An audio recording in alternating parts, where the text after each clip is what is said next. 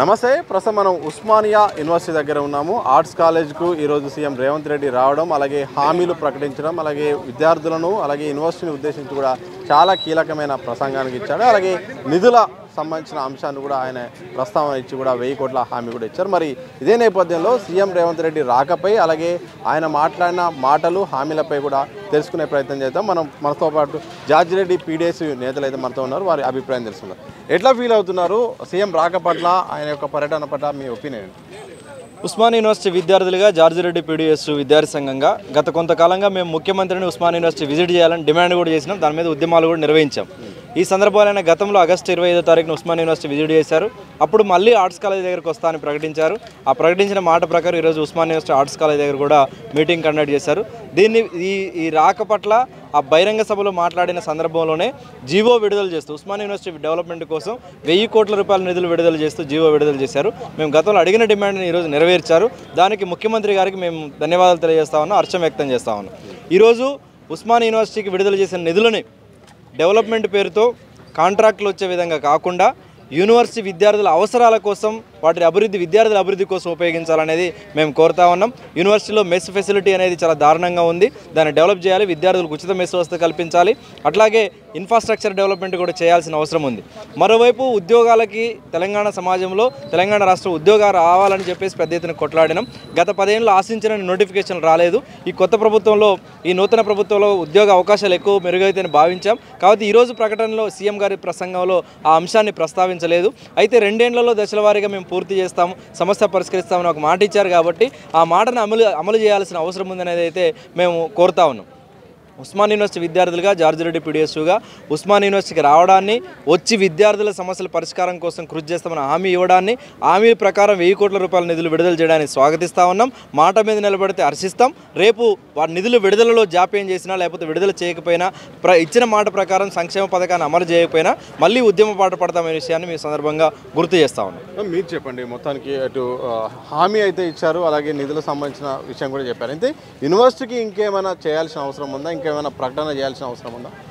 యూనివర్సిటీకి సంబంధించి ముఖ్యంగా రేవంత్ రెడ్డి గారు మరొకసారి విజిట్ చేసి 1000 కోట్ల నిధులను ప్రకటించడాన్ని మేము అభినందిస్తున్నాము ఉస్మానియా యూనివర్సిటీ విద్యార్థులుగా. అయితే ఈ 1000 కోట్ల నిధులకు సంబంధించి ఇన్ఫ్రాస్ట్రక్చర్ డెవలప్మెంట్కి అనౌన్స్ చేయడం జరిగింది.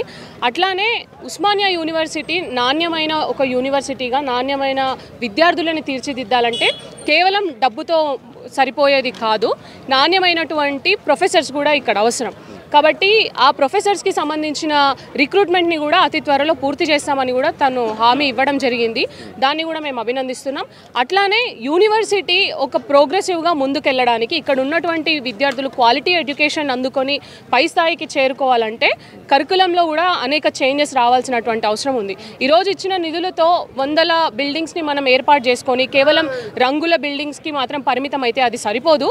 అక్కడ క్వాలిటీ రీసెర్చ్ జరగాలన్నా, అక్కడ క్వాలిటీ కరికులం ముందుకు రావాల్సినటువంటి అవసరం ఉంది. కాబట్టి దానిపైన కూడా దృష్టి సారించాల్సినటువంటి అవసరం ఉస్మానియా యూనివర్సిటీ అడ్మినిస్ట్రేషన్ పైన ఉందని కూడా మేము భావిస్తూ ఉన్నాం. అదేవిధంగా ఈరోజు ఉస్మానియా యూనివర్సిటీలో అనేక సమస్యలు ఉన్నాయి. దీన్ని మేము వినతి పత్రం రూపంలో కూడా సీఎం రేవంత్ రెడ్డి గారికి ఈరోజు అందజేయడం జరిగింది. జార్జిరెడ్డి పీడిఎస్గా ఈరోజు ఉస్మానియా యూనివర్సిటీలో మనం చూసుకున్నట్లయితే మెస్ బయట మనం ఫుడ్ తిన్న తర్వాత ఇస్తాం, ఈవెన్ టిఫిన్కి కూడా. కానీ ఉస్మానియా యూనివర్సిటీలో అడ్మిషన్ తీసుకున్న రోజే 10,000 రూపాయలు, 12,000 రూపాయలు మెస్ బిల్లు చెల్లించి మనం సంవత్సర కాలం ఇక్కడ తింటున్నటువంటి పరిస్థితి ఉంది. ఆ పరిస్థితి పోవాలి. నాణ్యమైన ఫుడ్ దొరికే పరిస్థితి ఉస్మానియా యూనివర్సిటీలో లేదు. ఈరోజు విద్యార్థులు ఎడ్యుకేషన్ గురించి కాకుండా ఫుడ్ గురించి మాట్లాడుతున్నారు అన్నటువంటి విమర్శలు కూడా వస్తాయి. కానీ వితౌట్ ఫుడ్, క్వాలిటీ ఫుడ్ లేకుండా మనం ఏం చేయలేము. ముఖ్యంగా ఈరోజు అమ్మాయిలను మనం చూసుకున్నట్లయితే లిమిటెడ్ ఫుడ్ ఉంది. అంటే మేము తింటామంటే ఇంకో ఇడ్లీ పెట్టే పరిస్థితి అక్కడ లేదు. వాళ్ళు పెట్టిన 4 ఇడ్లీలే మేము తినాల్సినటువంటి పరిస్థితి ఎందుకు ఉంది అంటే, ఈరోజు అబ్బాయిల విషయంలో అన్లిమిటెడ్ ఫుడ్ ఉంది, అమ్మాయిలకు సంబంధించి లిమిటెడ్ ఉంది. ఎందుకు ఇది ఉంది? తీసేయండి. ఇది అమ్మాయిలకు సంబంధించిన వివక్షతగా మేము భావిస్తున్నామని కూడా మేము గతంలో అడ్మినిస్ట్రేషన్ని కోరడం జరిగింది. వాళ్ళు ఏమన్నారంటే, ఈరోజు అన్లిమిటెడ్ ఫుడ్ మీకు పెట్టినట్లయితే మీకు మెస్ బిల్లు రావడంలో వేరీ అవుతుంది, ఒకరికి ఒకలాగా ఇంకొకరికి ఒకలాగా వచ్చే పరిస్థితి ఉంటుంది. దాన్ని మీరు భరించగలుగుతారా? అమ్మాయిలు భరించలేరు కాబట్టి మేము అంటున్నాం. కాబట్టి మేమేమంటున్నామంటే, మీరు ఫ్రీ మెస్ని పెట్టండి. ఈరోజు తెలంగాణ రాష్ట్ర ప్రభుత్వం రాష్ట్రంలో కొన్ని లక్షలాది మంది విద్యార్థులకు డిగ్రీ కావచ్చు, ఇంటర్మీడియట్ కావచ్చు, రెసిడెన్షియల్ స్కూల్స్లో, కాలేజెస్లో క్వాలిటీ ఫుడ్ని మనం అందించగలుగుతున్నాం. ఎందుకు ఉస్మానియా యూనివర్సిటీ విద్యార్థులకు అందించలేరని మేము అడుగుతున్నాం. ఫ్రీ మెస్ని అందించండి, చదువుకోవడానికి అవకాశం కల్పించండి. అదేవిధంగా ఈరోజు రీసెర్చ్కి సంబంధించి ఉస్మానియా యూనివర్సిటీని ఆక్స్ఫర్డ్ యూనివర్సిటీ ఇంకొక యూనివర్సిటీగా తీర్చిదిద్దుతామంటున్నారు. వితౌట్ క్వాలిటీ రీసెర్చ్ మనం ముందుకెళ్లే పరిస్థితి అసలు ఉండదు. ఈరోజు ఉస్మానియా యూనివర్సిటీలో చూసినట్లయితే నెట్ జేఆర్ఎఫ్ క్వాలిఫై అయిన విద్యార్థులకి, నేను నెట్ క్వాలిఫై ఉన్నా కానీ అడ్మిషన్ పొందలేని పరిస్థితి ఆర్ట్స్ కాలేజీలో ఉంది. ఫస్ట్ ర్యాంక్ ఓయూ కండక్ట్ చేసిన పిహెచ్డి ఎంట్రన్స్లో ఫస్ట్ ర్యాంక్ సంపాదించిన యూనివర్సిటీ విద్యార్థికి అడ్మిషన్ రాని పరిస్థితి ఈరోజు ఆర్ట్స్ కాలేజీలో ఉంది. ఎందుకుంది? అక్కడ ప్రొఫెసర్స్ లేరు, తీసుకోవడానికి వాళ్ళకి గైడెన్స్ ఇవ్వడానికి ప్రొఫెసర్స్ లేరు. అట్లానే ఈరోజు ఆల్రెడీ అడ్మిషన్ పొందిన విద్యార్థులు కూడా నాణ్యమైనటువంటి రీసెర్చ్ అవుట్పుట్ని తీసుకురాలేని పరిస్థితిలో ఉన్నాం. చాలామంది ఈరోజు అసలు సబ్మిషన్ చేయకుండా ఆగిపోయినటువంటి పరిస్థితి ఉంది. ఎందుకుంది అంటే మన తెలంగాణ రాష్ట్రంలో ఫెలోషిప్స్ అసలు రీసెర్చ్ స్కాలర్స్కి ఒక్క రూపాయి కూడా ఫెలోషిప్ రాదండి. ఈరోజు రీసెర్చ్ స్కాలర్ ఒక ఊరికి వెళ్ళి స్టడీ చేయాలన్నా, సైట్ విజిట్ చేయాలన్నా, లేకపోతే ఎంతో జ్ఞానం కలిగి ఉండి అది పేపర్ మీద మేము పెట్టాలనుకున్నా, రాయాలన్నా ఖర్చే, పబ్లిష్ చేయాలన్నా ఖర్చే, ప్రతిదీ ఖర్చుతో కూడుకున్న విషయం. ఈరోజు ఒక రీసెర్చ్ స్కాలర్ అంటే మీరు చూస్తున్నారు, అనేక సంవత్సరాల తర్వాత పీజీ పూర్తి చేసిన విద్యార్థులకు పిహెచ్డీ చేసే అవకాశం కలిగింది ఉస్మానియా యూనివర్సిటీలో. కానీ అవకాశం కలిగిన తర్వాత కూడా ఏజ్ బార్ అయిపోయిన తర్వాత అడ్మిషన్ పొందిన విద్యార్థులు కూడా బయట ఎక్కడో మళ్ళీ పార్ట్ టైం జాబ్లు చేసుకొని రీసెర్చ్ మీద కాన్సన్ట్రేట్ చేయడం అనేది అది పాసిబుల్ కాదు. కాబట్టి మేము గవర్నమెంట్కి చెప్తున్నాం, మీరు ఉస్మానియా యూనివర్సిటీని ఒక పాజిటివ్ వైబ్తో ముందుకు నడిపించడానికి పూనుకున్నారని మేము నమ్ముతున్నాం.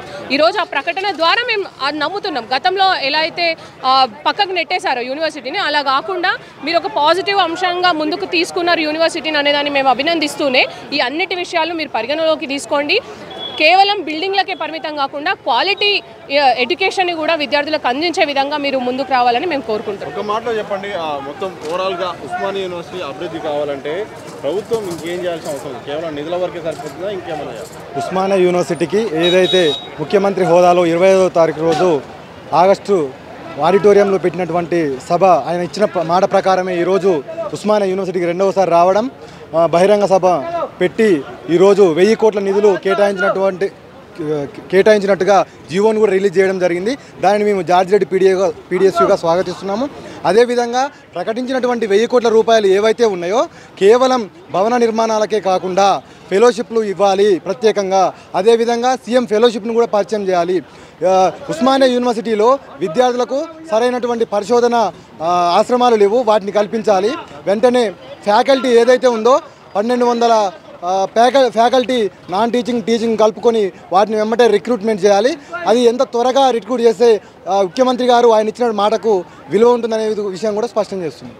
మొత్తంగా ఇది ఉస్మానియా యూనివర్సిటీకి సీఎం రేవంత్ రెడ్డి గారు రావడం చాలా స్వాగతిస్తున్నాం. 1000 కోట్లను నిధులను కూడా ప్రకటించడం కూడా చాలా ఆనందంగా ఉంది. కానీ ఈ యొక్క నిధులు మాత్రం కేవలం భవన నిర్మాణాలకు, రంగుల వరకే పరిమితం కాకుండా ఇంకా చాలా అంశాలు ఉన్నాయి. మౌలికపరమైన అంశాలు ఉన్నాయి, అలాగే ఉద్యోగాలకు సంబంధించిన అంశాలు ఉన్నాయి, నాన్ టీచింగ్ సంబంధించిన అంశాలు ఉన్నాయి, అలాగే హాస్టల్ మెస్ బిల్లుల విషయంలో కూడా చాలా ఇబ్బందికరమైన అంశాలు ఉన్నాయి. ఇలా ఎక్కడ ఫెలోషిప్ విషయంలో కూడా, ఇక్కడ మొత్తం స్టైఫండ్ విషయంలో, ఎటు చూసిన స్కాలర్షిప్ల విషయంలో చాలా అంశాలు కూడా ఉన్నాయి.